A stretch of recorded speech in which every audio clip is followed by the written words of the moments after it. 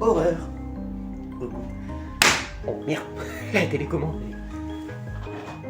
Eh, ça vous fait bader ça? Ouais. Comment allez-vous aujourd'hui? Moi ça va plutôt nickel. Aujourd'hui on se retrouve pour raconter 2 histoires d'horreur, peut-être 3. On verra si on a le temps. On va pas faire une intro trop longue au cas où. Donc je vous souhaite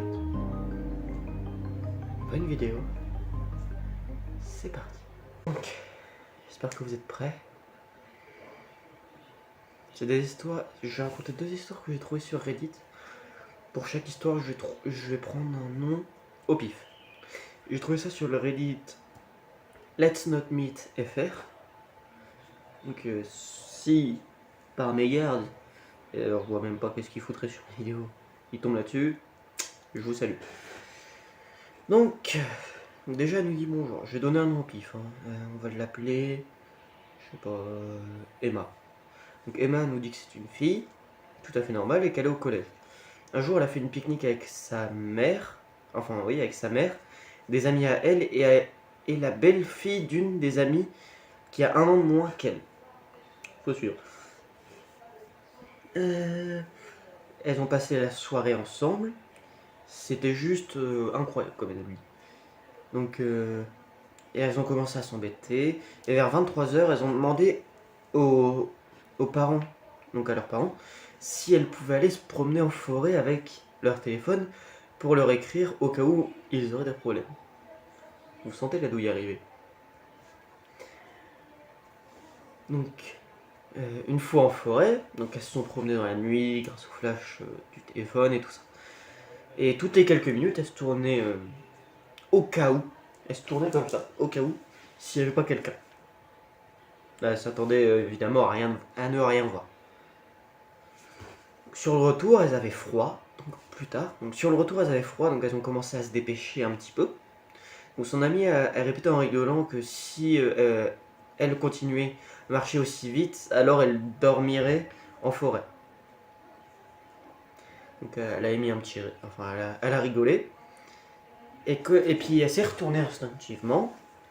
Et là, donc elle allait dire... Enfin non, elle a dit « je suis vraiment parano, haha ». Et à ce moment-là, elle a vu un homme d'environ 1m90, vêtu entièrement de noir.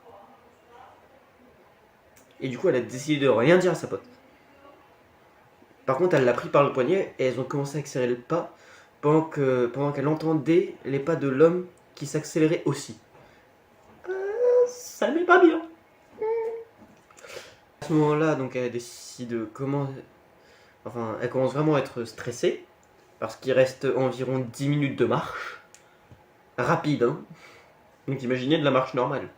On rejoint l'aire de pique-nique où sont les adultes. À ce moment-là, donc elle s'est dit, donc la personne, donc Emma, elle se dit que, elle se dit que l'homme les suivait. Et que l'homme allait forcément les attaquer au bout d'un moment. Donc elle agrippe encore plus fort le poignet de son ami.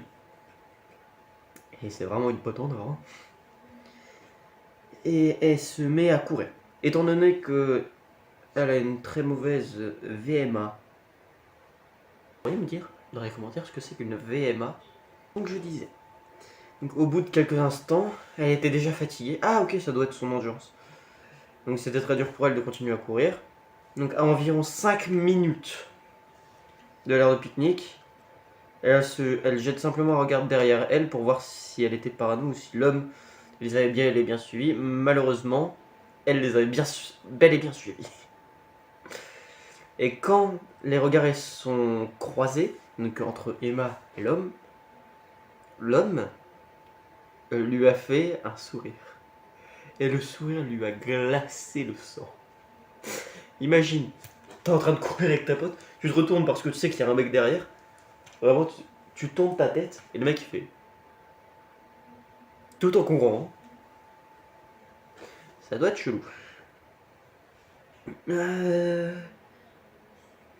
une fois arrivé donc chez les parents, donc les parents ils ont demandé si la balade elle était bien.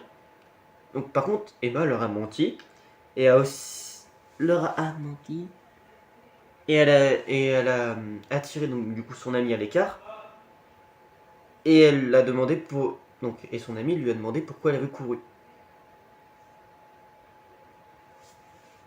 aussi vite. Donc Emma lui a rien dit. Même maintenant elle est pas encore au courant.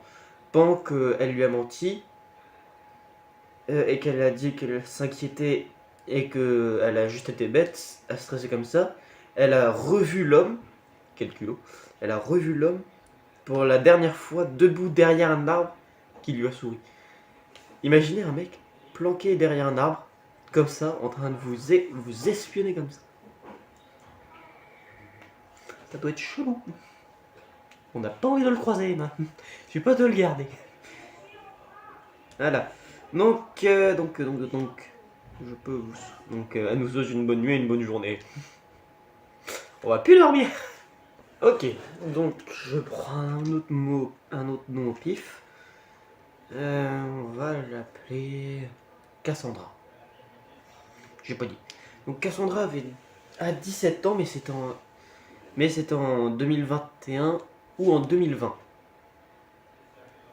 Donc elle sait plus trop. Ça s'est passé vers ses 14 ans, je crois. Donc du coup, pas du tout vers 2020-2021. Plutôt dans 2023. Après, attends, 17, 16, 15... Ah, 15-14, ouais, à peu près. Donc en fait, c'était l'anniversaire de sa pote qui habitait dans la campagne. Vous suivez. Faut savoir que la maison de sa pote est très grande et sur 2 étages. L'étage où il y a le salon et la cuisine, c'est tout ça est en haut. Et la chambre des parents et des petits frères en bas. Très légèrement soupé. Déjà, la maison est bizarre. Pourquoi au 2e étage, t'as la cuisine, le salon et tout ça? Eh, je cherche pas à comprendre. Donc il y a donc 2 portes d'entrée, une en haut et une en bas. Ce que je ne comprends toujours pas non plus. Donc son anniversaire, donc l'anniversaire de sa pote. Elles étaient 5, c'était en janvier, donc vu qu'ils étaient accompagnés, il neigeait. Classique. Elle faisait des actions et vérités. Et voilà, et elle avait pas d'idée. Non, elle a eu une idée. En gros, à l'époque, sa pote était en crush sur quelqu'un du collège. Et elle devait faire une vidéo sous la neige en criant qu'elle aimait son crush. Et lui envoyer. Imagine faire ça à tous tes potes. Ça tourne pas rond là-dedans. Sachant donc qu'elles avaient absolument rien pour sortir dans la neige. Désolé, je jongle un petit peu, c'est pour me déstresser. Parce que pardon, ça a dû faire peur à certains d'entre vous. C'est mon cou qui a craqué. Alors. De quoi? Ça va ou quoi? Ah, vous voyez pas ce qui me regarde. Oh, c'est flippé. Donc j'en étais où? Alors.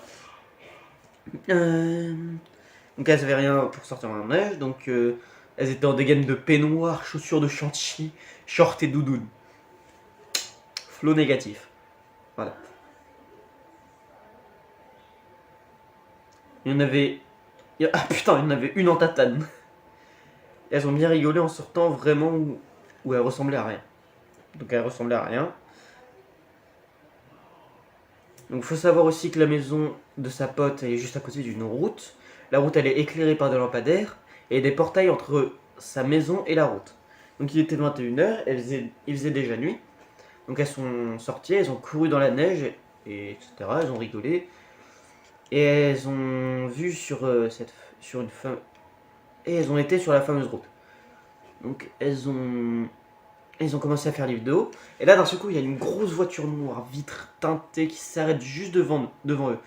Il y a une de nos potes qui se fige et qui nous dit je crois que c'est mon père. Les gars c'est mon père. Donc là elles se regardent toutes et elles partent en courant vers la maison. Donc sprint en tongs et en chaussures de chantier, autant vous dire. Je pense qu'il y en a qui se sont... Voilà, il y en a qui se sont cassés la gueule. Une fois, donc safe dans la maison. Donc sa meilleure amie, elle a raconté qu'elle était partie dans la chambre de sa pote qui fait son anniversaire pour se changer. Et elle a vu de la fenêtre qui donnait sur la rue la silhouette d'un homme debout et qui regardait la chambre.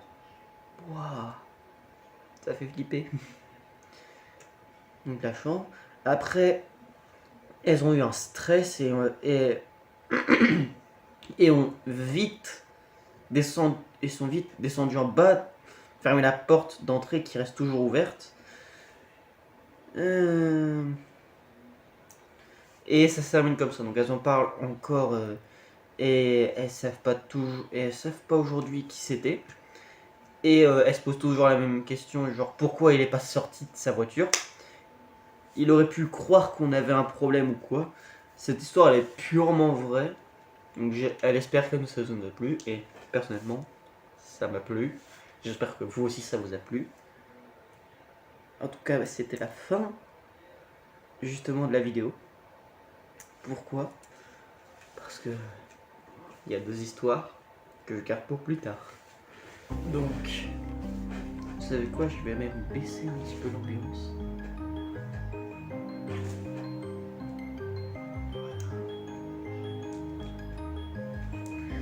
J'espère que ce vidéogramme vous a plu. Surtout que vous n'allez pas faire de cauchemar en voyant la quelconque voiture noire d'un inconnu passer, vitre teintée, et ainsi de suite. Ou vous n'allez pas voir de monsieur d'1m90 avec un sourire glacial. J'espère pas pour vous. En tout cas, je vous souhaite une bonne fin de journée. Abonnez-vous, lâchez un like. Surtout, profitez de la vie. C'est un conseil. Joyeux Halloween. À plus.